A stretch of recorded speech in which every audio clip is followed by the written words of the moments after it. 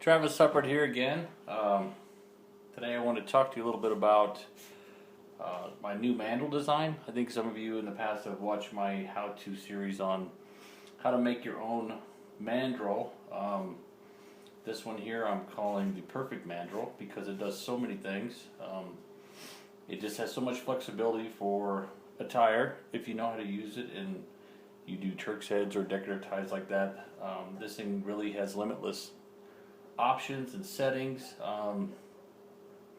for you to use and try out. I do a lot of ties with Turk's heads, different decorative knots. Like here's a long 4-bite used in my nunchuck design. But you can see this tie is long with very few bites versus something maybe like here's another decorative tie, an art jar I made for my wife. She can keep art stuff in. This one has a lot of bites, but it's not quite as long, which to go from that tie to this tie would mean you need different mandrels. Smaller ties such as my billiard balls, same thing. These are all tied on a mandrel, but once again a different size from those two. And here's another one I did over Mother's Day. Something she could put small flowers in, something like that. But another decorative tie with a ton of bites around the top. Turned out pretty good, and I actually tied this one on the new mandrel. But what I would do in the past with different projects is I would create different mandrels. So I have, this size mandrel, this spacing, which I've worked out for a specific tie. And then, for instance, to gain more flexibility, I've made ones that have multiple bite counts down the shaft.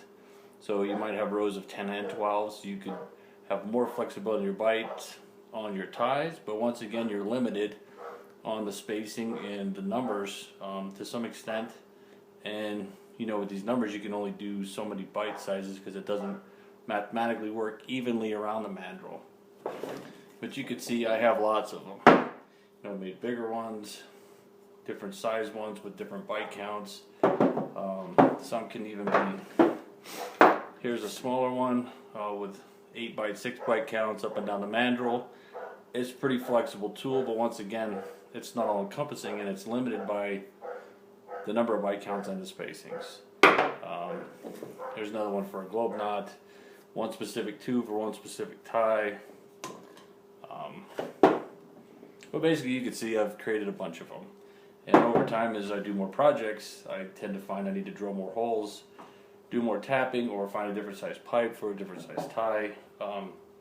It all becomes a bit of work, and then a lot of times your mandrel is job specific, so that means it's not really something you could use again for a future product or project. What I was looking for was something that would have flexibility, something I could use for almost a limitless number of ties, and this is what I came up with. I've seen other versions similar, but they don't have the flexibility of this. This guy is 12 inches long. The main tube is 1.25 inches. The collars, you can see the collars slide up and down the mandrel really easily for adjustability. I intentionally left them snug at the end so they don't come off and you lose them. But once you get them in there, they can go all the way to the end.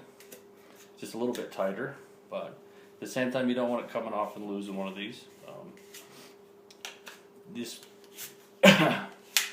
So essentially, if you look at the rows, there's a row that has 30 individual holes drilled and tapped that marry up to one on the lower collar. You also have a row with 24 individual drilled and tapped holes that marry up with one on this row.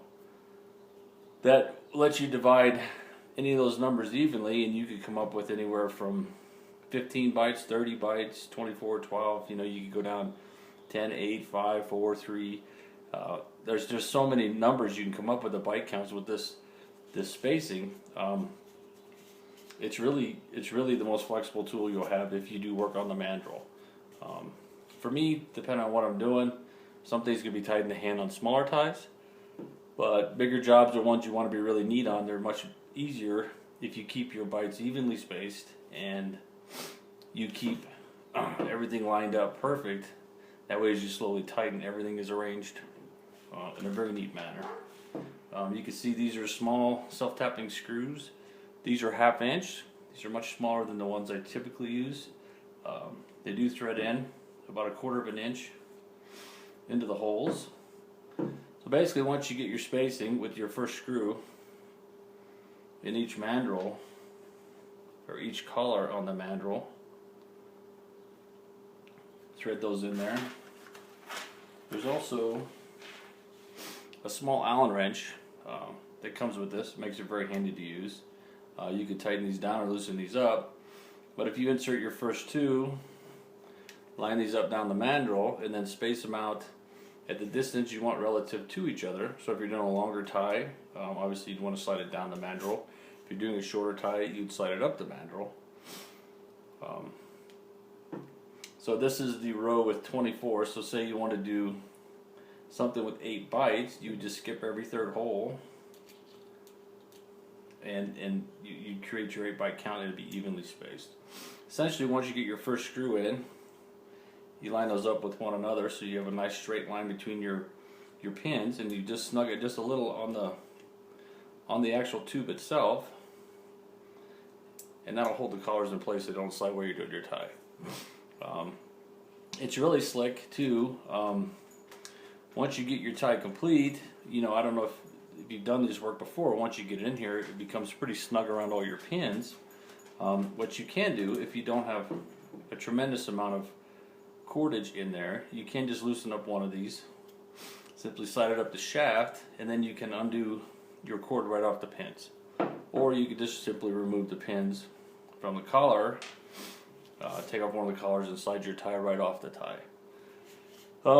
It's a tremendous tool. I'm calling it the Perfect Mandrel because so far I've been using it for about a week now, and I've done multiple ties on it, and it's just fast.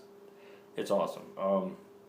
I'm so happy that I don't have to run and look for where's my 1-inch tube that has a 12-inch hole spacing, or where's my 2-inch tube that has the 8-inch hole spacing. It doesn't matter anymore. I could just have one tube that does it all in one little tool. These should be available soon. You'll find these on paracordis.com for sale. What they'll come with is you'll get 30 of these pins. So you'll have a multitude of settings you can do. Comes complete with the small Allen wrench, so you could put these in and take these out however you'd like. And then it comes with the tube and the collars. Pretty simple little tool, but it's a pretty powerful little tool. I think anybody that does decorative knot tying on a mandrel, man, you got to have one of these. I'm just telling you, it's pretty doggone slick. If you have any questions, please visit my Facebook page, Knotty by Nature, and Knotty's Knotty. Post to me there, or you can post to this video. I don't get to YouTube as often as I get to Facebook.